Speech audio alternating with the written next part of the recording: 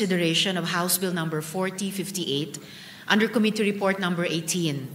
This refers to the 2026 General Appropriations Bill, the parliamentary status of which is that we are in the period of interpellation. I further move that we now consider the budget of the Office of the Ombudsman and recognize the distinguished Senator Chairman Sherwin Gatchalian to sponsor and to interpellate Senator Kiko Pangilinan. All right. Any objection? Hearing none, consideration of House Bill 4058 is in order. We recognize the parliamentary status of which is in the period of interpellation. The office or the budget of the Office of the Ombudsman is in order. Senator Sherwin Gatchalian will sponsor. And yes. I correct my earlier motion, Mr. President, to interpellate the good gentleman from Tarlac and Pampanga, Senator Dante Marcoleta. Senator Dante Marcoleta, recognized to interpellate. Mr. President, allow me to sponsor the budget of the Office of the Ombudsman. We respectfully submit for the body's consideration the fiscal year 2026 proposed new appropriations for the Office of the Ombudsman amounting to 6.5 billion pesos. Thank you, Mr. President.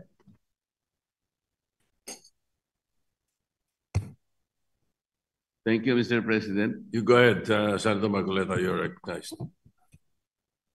Mr. President, in several decisions of the Supreme Court, the Office of the Ombudsman was admonished for grave abuse of discretion, for acts of bending or twisting the law to expand its powers. I may cite several jurisprudence if I must. Mr. President,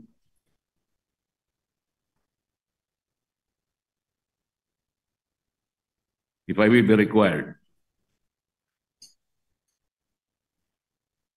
And we all know that the present Ombudsman, Mr. President, publicly flouted his predilection to bend the law. Does he believe that these decisions of the Supreme Court are wrong and he is not bound by these decisions?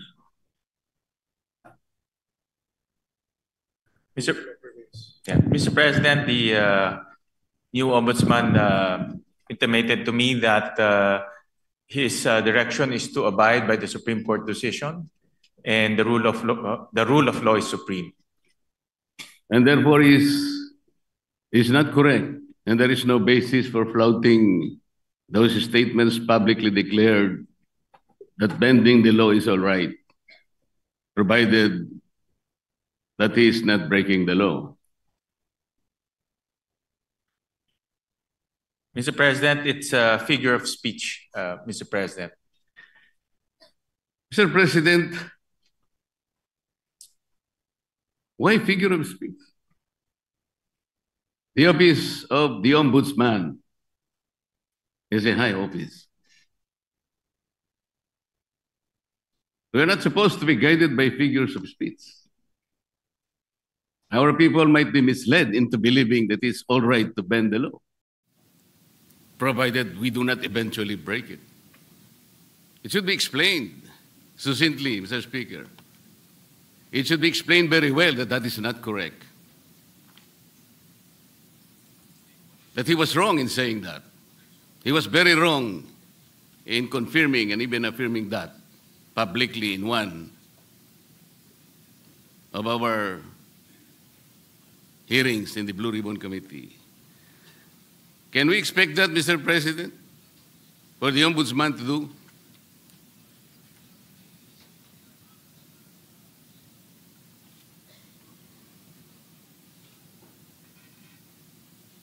One minute suspension, Mr. President. Session suspended.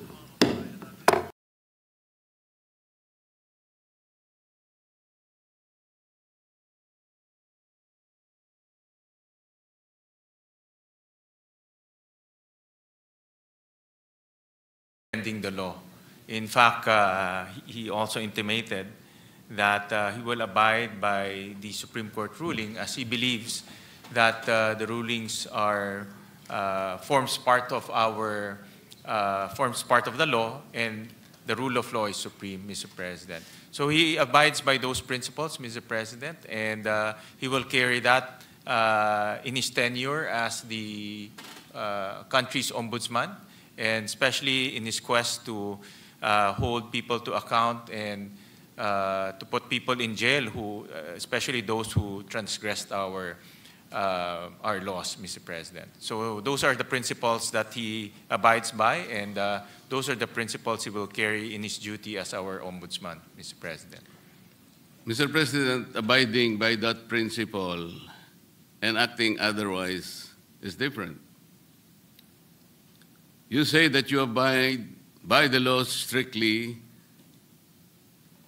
but you say publicly that you can bend the law. How is that? Doesn't the public need to be clarified very clearly on this matter, Mr. President? Our people might be confused by that statement. That's why I am asking whether he can make a clarification or he can make public apology for saying that, Mr. President. And this will be good for the country.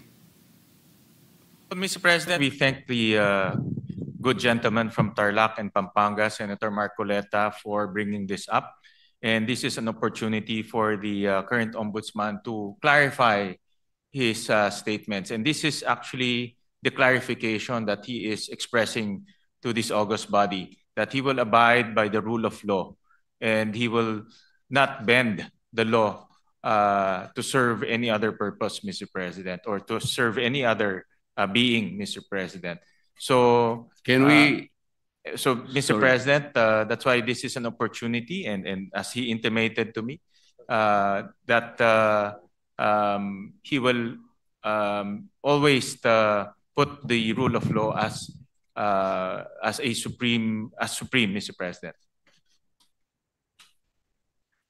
Mr. President, even for this issue alone, can I respectfully move that maybe we can suspend our rules?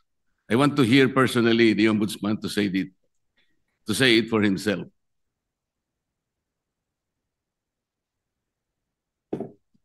One minute suspension, Mr. President. Session suspended.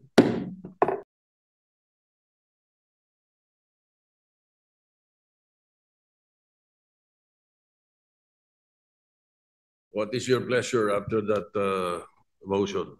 Mr. President, with all due respect to the good gentleman from Tarlac and Pampanga, the Senator Marcoleta, we have very, very rarely given way to such a motion to suspend the rules, especially during budget plenary deliberations, with all due respect to Senator Marcoleta. So I apologize that it may not be possible also this morning, Mr. President.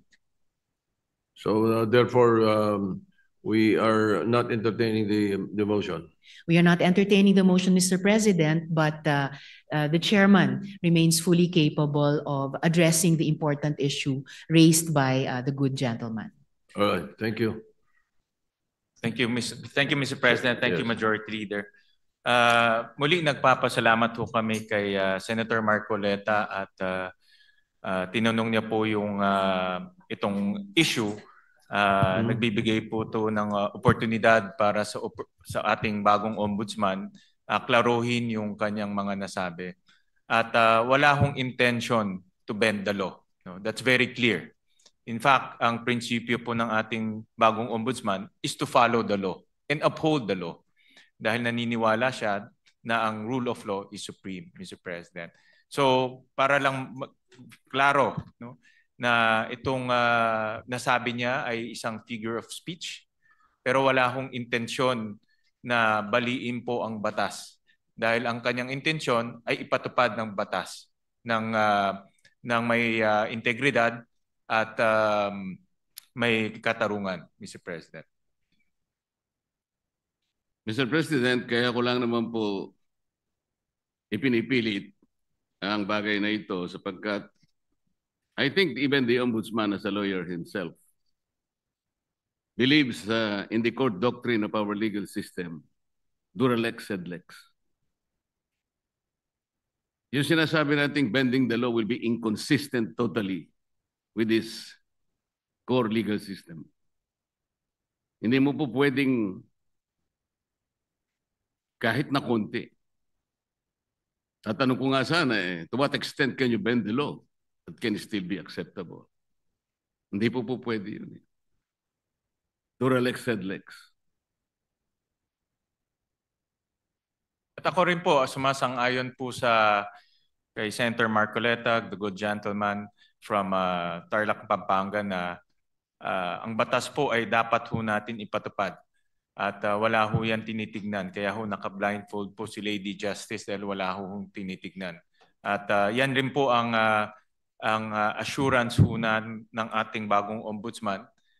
Dito po sa bulwagang ito at sa lahat po sa sambayang Pilipino na nanonood ho sa atin na ipapatupad niya ho ang batas na may integridad po. Kasi po, Mr. President, nakakabagabag talaga. Sana po figure of speech lang. Pero nagkaroon po kasi ng pagkakataon na hindi figure of speech yun eh. Dahil doon sa isang pagdinig sa Blue Ribbon Committee, nakita naman po nating lahat. When a particular witness applied for witness protection program, and the law is clear, the provisions of law on the requirements on how to apply for a witness under the witness protection program. Nandun po lahat yun eh. The enumerations, the requirements are exclusive. Pero sinabi po ng ating ombudsman, then the Secretary of Justice, pinipilit po merong restitution. I advise him that he cannot do that because restitution does not appear in the law. But Mr. President, he insisted. So doon po nagkakaroon ng problema. While publicly, he declares that he upholds the law to the fullest. Pero in reality, it is not being done. How can you put a requirement which is not in the law? And he said that was his opinion. His opinion will not even matter, Mr. President. Does that opinion will even prevail over the strict provision of law? Yun po yung aking ikinatatakot, ikinababahala, na nami-mislead po yung ating mga mamamayan. Pati ang ating processes po ay nalalagay sa alanganin. That's why this is very important. Na kailangan po masettle natin ang isyong ito. We cannot bend the law.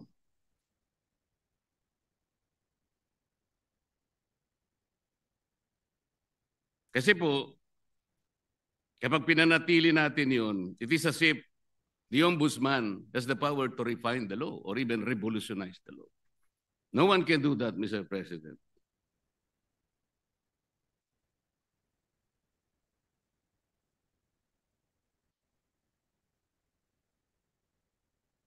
Kasi po, tingnan na, ito pa po yung nakakabagabag.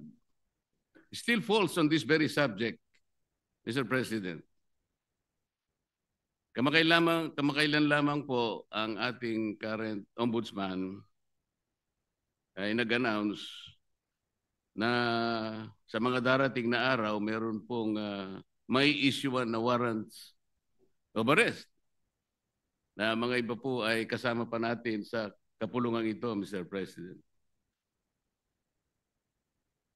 Mr. President, may I ask whether the Office of the Ombudsman has the power to issue warrants of arrest?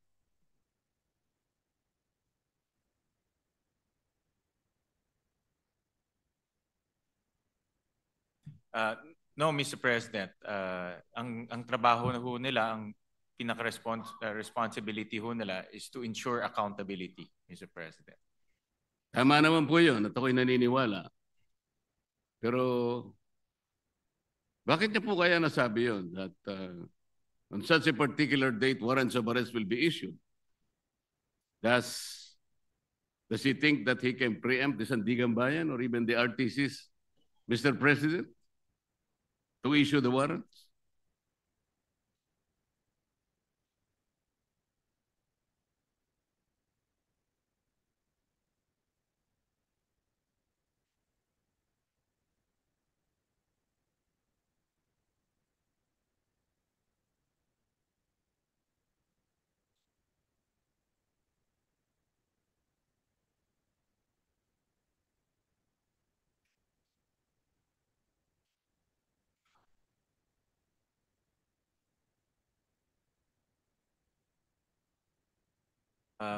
Mr. President, this is a indicative timeline. Meron ho kasing sinusundan ng Ombudsman na timeline at base po doon sa mga nakita nilang ebidensya, nakita ho nilang mga krimen na ginawa po ng iba't ibang personalidad.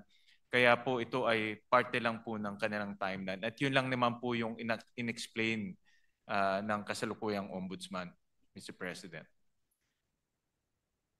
Mr. President, the Office of the Ombudsman is following a timeline.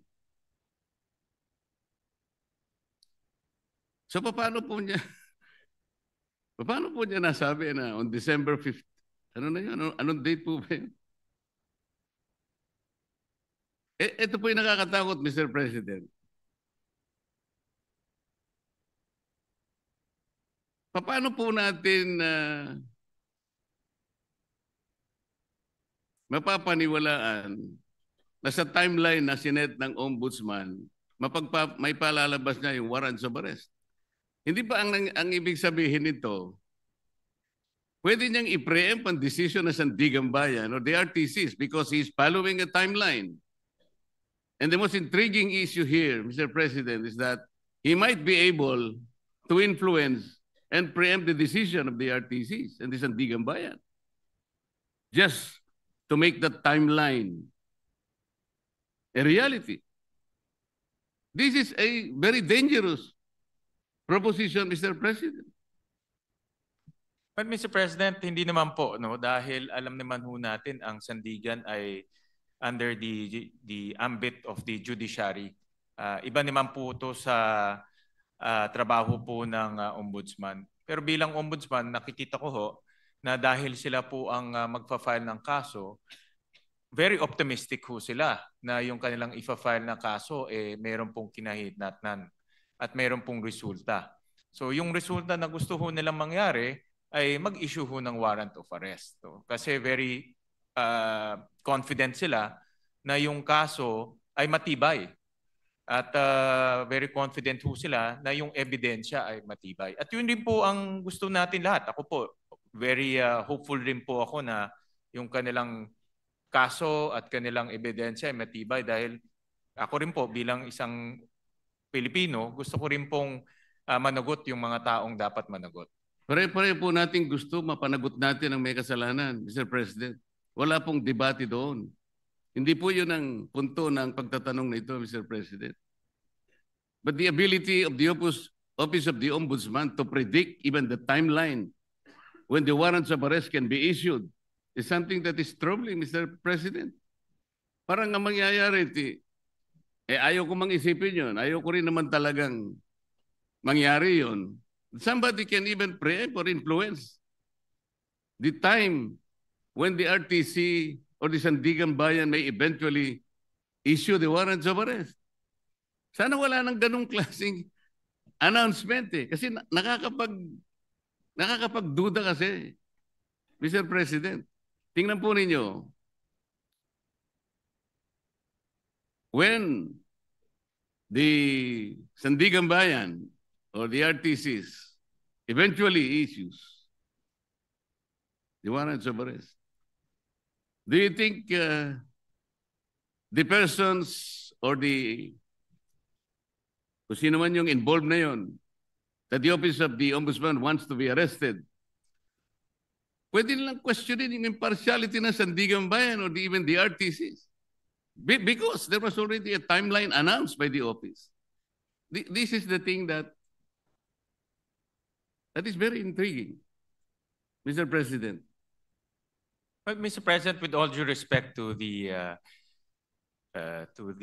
esteemed senator from Tarlac and Pampanga, with all due respect po, ito ay isang indicative timeline na tinitignan ho nila. Wala ho silang control sa magiging desisyon ng Sandigan.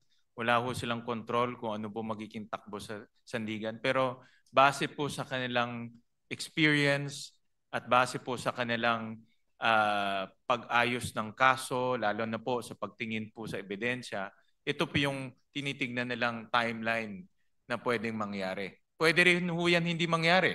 No? Pwede rin ho yan iba po ang pupuntahan ng kaso.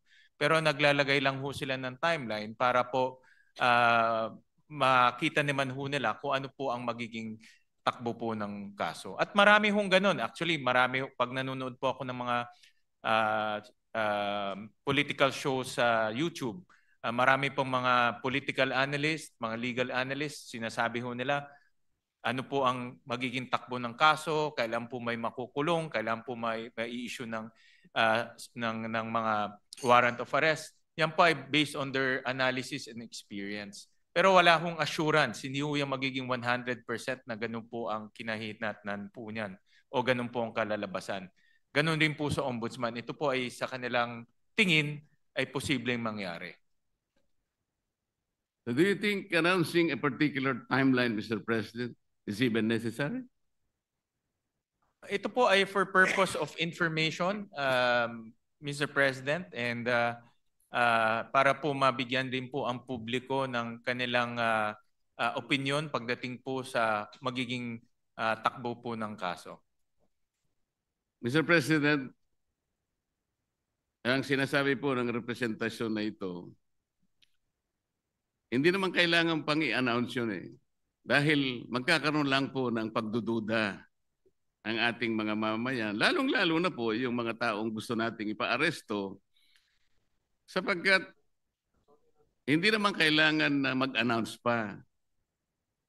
Kasi kapag sinabi mong meron po kaming timeline, parang siguradong-sigurado na po kasi ng opisina ng ombudsman na talagang mag-i-issue yung either the Sandigan Bayan or the RTC doon sa panahon na kanyang tinutukoy. E di bali, maiisip ninyo, nasa ilalim pala ng impluensya ng ombudsman o ng RTC, ang mga korte, nai-impluensyahan pala ng ombudsman ang mga korte. Ganun po yung magiging maaring isipin. Maaring hindi totoong yun ang gustong gawin ng ombudsman. At naniniwala naman ako na hindi niya intention yun. Ngunit para bigyan po ninyo ng pagdududa ang ating mamamayan, lalong-lalo na po yung mga taong involved nga at gusto nyo ipa-aresto, parang hindi kailangan pong mag-announce pa eh. That is the only point, Mr. President. Yeah, I'm sure andito po ang ating ombudsman at nakikinig ho siya sa mga suhestyon ng ating senador at bibigyan ho nila yan ng konsiderasyon. Salamat po sa sagot. Mr. President, yung ating pong deputy, ano yung tawag doon? Deputy Overall Ombudsman ay taga-Bisaya, Mr. President.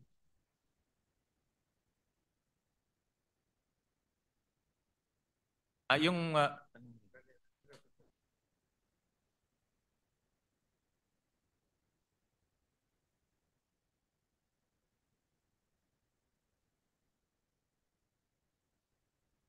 taga Mindanao po yung ating current Deputy Ombudsman. Tama ho kayo. Overall Deputy Ombudsman. Overall Deputy Ombudsman is from Mindanao, but he is also the Deputy Ombudsman for the Visayas, Mr. President. Opo, tama ho. So, yung acting po, yung acting. The overall Deputy Ombudsman and also the Deputy Ombudsman for the Visayas regularly travels from his place to Luzon, and nga magastos po yun. Necessary po ba na sino po nagmamanage sa Ombudsman Office sa Cebu?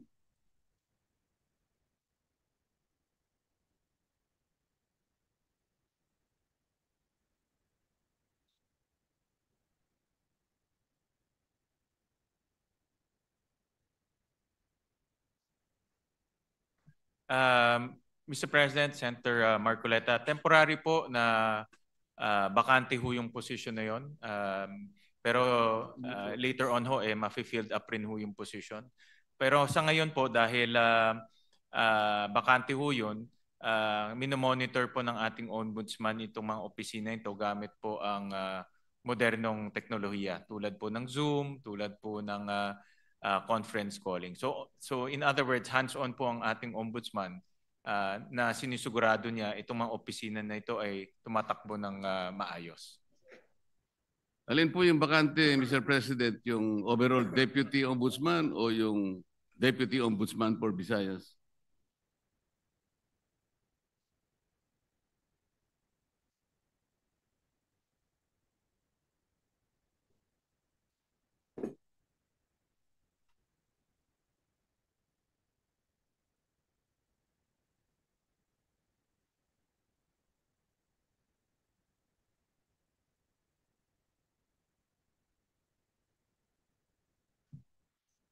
Ang bakante po ay yung overall Deputy Ombudsman for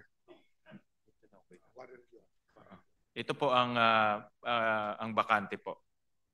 Yung overall Deputy Ombudsman ang bakante po. Yes. Dahil po suspended yung current overall Deputy Ombudsman. Kasi po kaya ako tinatanong to, Mr. President, napakagastos po yung regularly na pagta-travel po ng Deputy Ombudsman. Galing pa siya ng Mindanao. Meron pa siyang gawain dito sa Maynila dahil nga overall Deputy Ombudsman. Naisip ko po na unnecessary expense po yan sa opisina ng Ombudsman. Ang direction po ng ating bagong Ombudsman ay talagang gawing episyente po ang opisina. Natural lang naman po kung may bagong liderato, inaayos niya yung kanyang opisina sa nakikita niyang pinaka-episyenteng struktura, Mr. President. So, hindi naman po nila intention na maging bakante ito at later on rin po ay malalagyan din po ng tao. Pero tinitignan nila kung anong pong paraan o anong pong structure ang pinaka magiging episyente po para po sa ombudsman offices, Mr. President. Mr. President, bago po naging ombudsman ang aking kaibigan, siya po ay magkaibigan naman tayong dalawa. Ikaw naman, dinideny mo yata eh. Yun nga sinasabi ko, kaibigan pala kayo. Yun nga sinasabi ko. Narinig niyo yata ako, Senator Marcoleta. Bago po siya naging ombudsman, Mr. President, siya po ay kalihim po ng ating Department of Justice. Yun naman pong dahil nag-retire po yung ating dating ombudsman Samuel Martires, nagkaroon po ng acting ombudsman. Siya po ay si overall Deputy Ombudsman Dante Vargas. Kapangalan ko pa siya. Nasaan po siya? Salamat po. Nandito ho siya. Siya po ngayon ang Deputy Ombudsman for Visayas and acting overall Deputy Ombudsman. Concurrent ho Yes, siya. Mr. President. For now. Yes, I know that. Ang itatanong ko po ay nung siya'y acting overall Deputy Ombudsman at sa panahon na yon ay applicant naman po ang aking kaibigan for Ombudsman na nabakante nga po, ay gumawa siya ng isang bagay na medyo napaisip ako, Mr. President. Ang tinutukoy ko po ay yung isang office order na kanyang pinalitan. Ang office order na ito po ay kinapapalooban ng parang double docketing.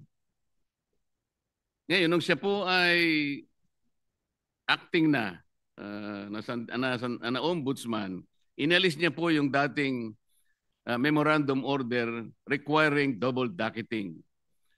At siya ay gumawa ng isang parang office memo or memorandum na doon po ay tinanggal niya, pinalitan niya yung office order at may kalakip pa pong isang directive na lahat ng mga complaints, lahat ng asunto, lahat ng habla, administrative man yan, criminal o kahit ano yan, na napapaloob 10 araw bago maging effective yung kanyang order which was issued on September 17, 2025 ay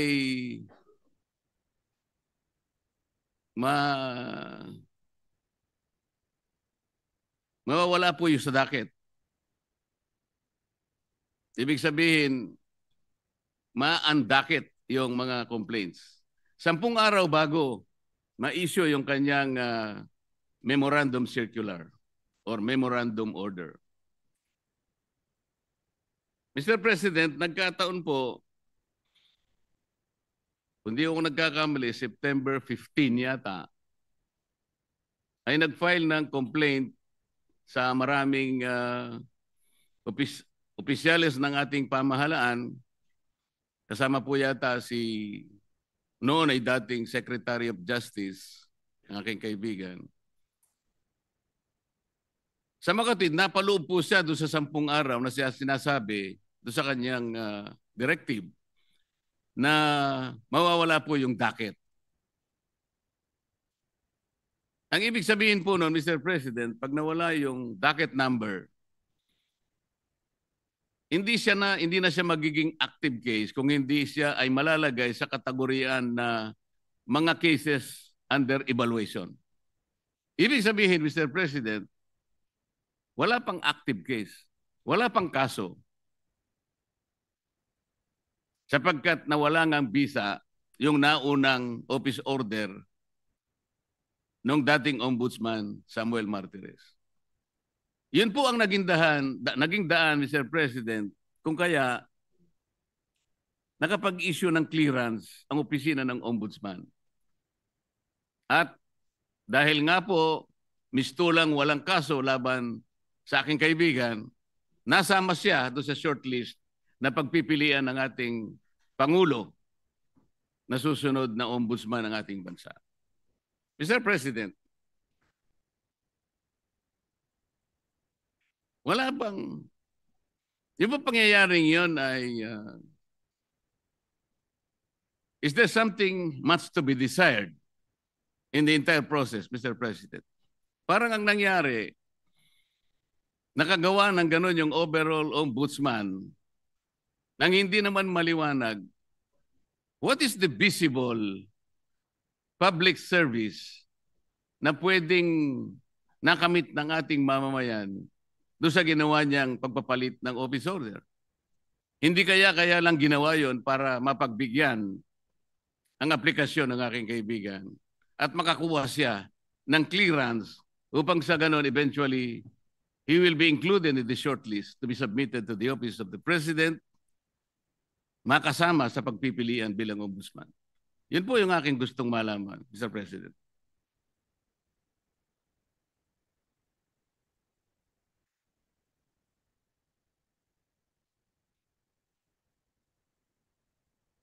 Mr. President, sa explanation ho sa akin ng Ombudsman, itong rule on auto-docketing, na-issue ho to noong July of 2025 ni former Ombudsman Martires bago ho siya nag-retire. At nakita ho nila na hindi to dumaan sa tamang proseso. It was found not to be properly published. So hindi ho na publish ng maigi. So binalik ho to ni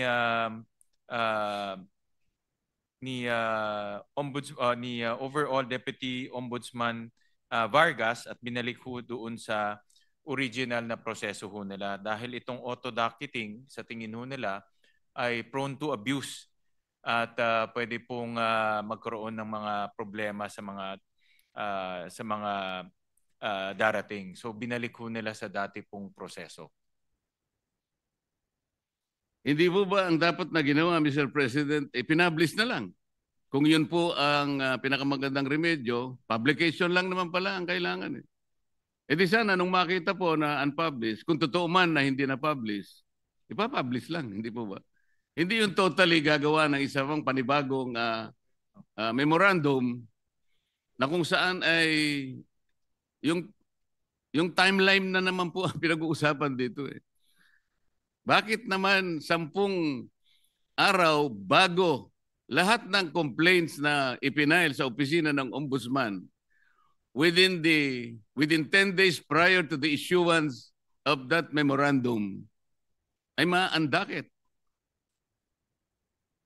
Hindi ba parang sinadya naman para masaklaw na yung complaint ni Mayor Baste Duterte ay maisantabi at mawalan ng effect kung pag-uusapan ay yung pagiging active case?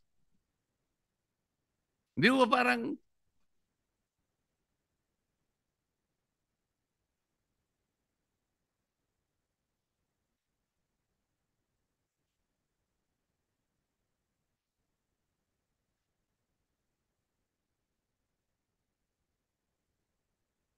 Well, nung naging acting po si overall Deputy Ombudsman, pinag-aralan ho nila mabuti itong auto-docketing at nakita ho nila na prone to abuse ho to dahil pag file mo, docketed na ho kaagad without any analysis. So ang ginawa ho niya ay bumalik lang ho sa dating proseso, no, na meron pang verification and analysis. Total, hindi naman ho ganun katagal yung verification analysis. Depende ho sa klase ng kaso. Ang pinakamatagal na ho ay yung verification po can happen between 48 hours to 72 hours. No? So, ang naging dahilan po is sa tingin nila ay prone to abuse po itong auto-docketing. So, yun po yung naging kanilang desisyon. No? Kaya bumalik lang po sa original na proseso. palagay niyo po tama yung argumento, Mr. President, ay bakit naman 10 araw ang sinaklaw? Kasi pa pinag-uusapan natin, September 15 po yung date ng complaint yata ni Vice Mayor Baste. O kung halimbawa 3 araw na lang o 2 araw, hindi nasasaklaw yung... yun po yung gusto lang nating linawin. Kasi parang halata po Mr. President. Para mawala po sana yung pag-aagam-agam ng ating mamamayan na sinadya po.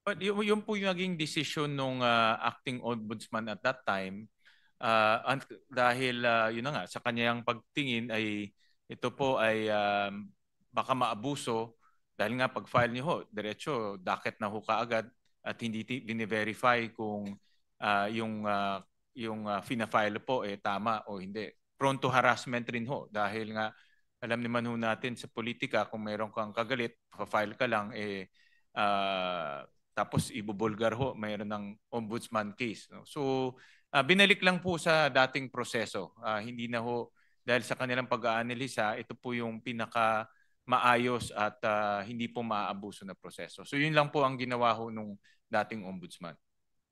Yung acting ombudsman in particular. Sana nga po hindi na abuse ang proseso, pero hindi po malinaw na ganun ang nangyari. Halimbawa, isa pa po, yung complaints po na ipinail sa ombudsman may kinalaman po sa mga opisyalis ng Department of Public Works. Ang date po nun ay September 11.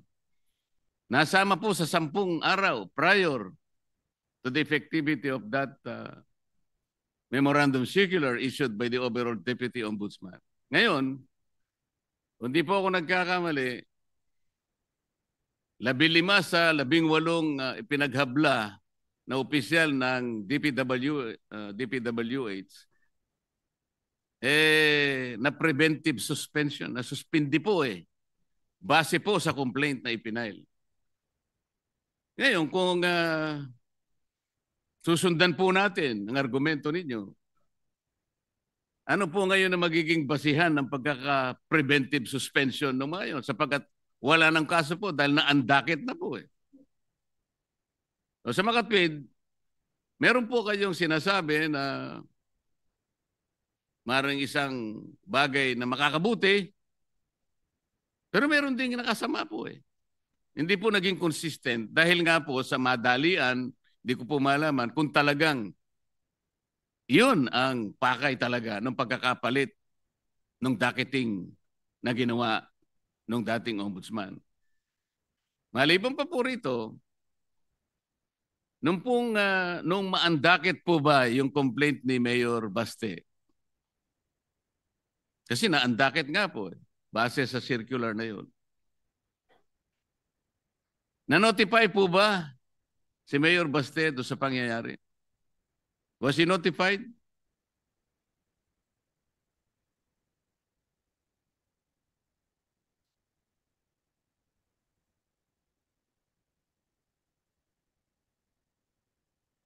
Maraming salamat po sa tanong, Senator Marcoleta. Andito po yung ating ombudsman at nakikinig ho siya sa inyong mga suggestion, lalo na doon sa mga bagay na sa tingin nyo ay hindi ho malinaw o pwede pong magdulot ng kaguluhan sa isip ng taong bayan. At siya naman po ay bukas yung kanyang isip para po maayos itong mga proseso na ito. Ngayon, in relation doon po sa inyong tanong, yung DPWH cases po, eventually ito po ay nadakit at iniimbestiga na ho. No? So, itong mga final po na cases ay ngayon ay inimbestiga na at iniimbestigahan na at eventually po ay magpa-file na rin ho sila ng mga kaso sa sandigan. So, yun po ay tumatakbo na, in other words. So pwede ho maging kampante ho tayo na hindi ho yun ay hindi, yung mga kaso ng DPWH ay hindi po nawala.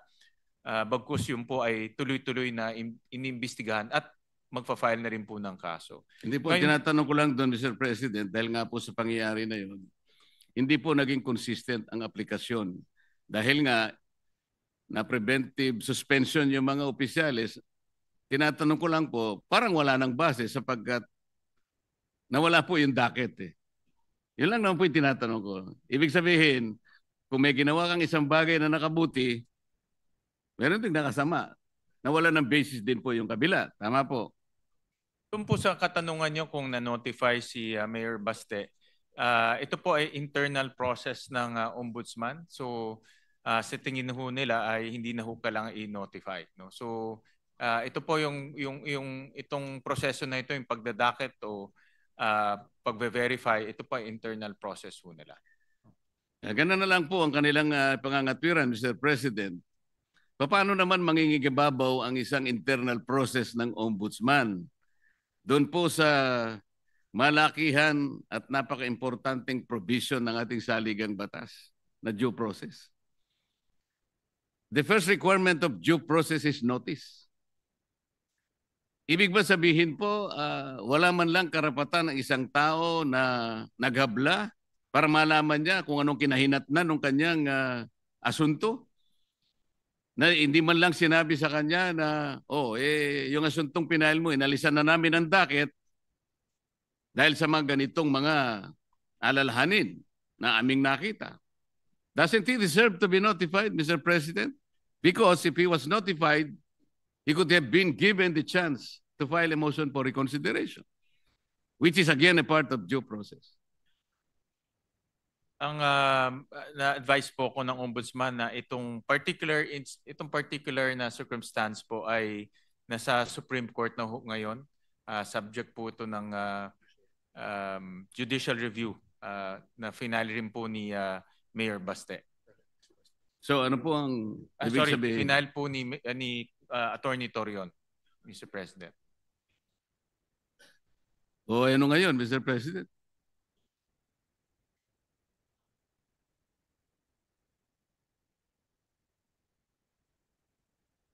So ito po ay under the judicial review po ng Supreme Court. Oo nga Itong po. circumstances po. Oo nga po, pero hindi nasasagot yung tinatanong ko po. Very simple lang po eh. Yung pangangailangan ng isang taong ma-notify man lang kung ano ang kinahinatnan ng kanyang inihabla. Nung habla niya, isang bagay na karapatan ng bawat isa. Yun po ay isang requirement ng due process. Ma-notify ka lang. Malaman mo lang kung anong nangyari. Dahil po ba, kapag ni-notify nyo siya, that will trigger the filing of a motion for reconsideration. At base po sa rules ng ombudsman, mangangailangan po kayo at least ng 15 days. Para sa ganon, ma-resolve ninyo yung kanyang motion for reconsideration. Hindi nyo kailangan yung 15 days kasi nga, baka hindi maisama sa shortlist ang pangalan ng aking kaibigan. Ito po yung ating sinasabi. Mr. President, sana po lahat ng ginagawa natin ay nasa ilalim ng transparency. Ito po ang pinakamabuting magagawa natin sa ating bansa. Lalo na ngayon na maraming tao po ang nalulungkot, baka hindi lang nalulungkot, nagagalit sa mga nangyayari. Kung hindi po tayo transparent, wala tayong kakayahan na sabihin sa kanila, ilantad, buksan sa kanila ang kaganapan ng nangyayari. We're just merely paying lip service to a very important provision of our Constitution that public office is a public trust. Maraming salamat po sa panahon, Mr. President. At sa panahon ng ating sponsor, panahon po ng Ombudsman na binigay sa akin. Salamat po. Maraming salamat po, Senator Marcoleta. At Thank you. ulitin ko lang po, nandito po ang mga kawani ng Ombudsman at nakikinig ho sila sa inyong mga suhestyon, sa inyong mga mungkahi at rest assured po na ito ay suseryosohin ho nila. Maraming salamat po, Senator. Majority Leader.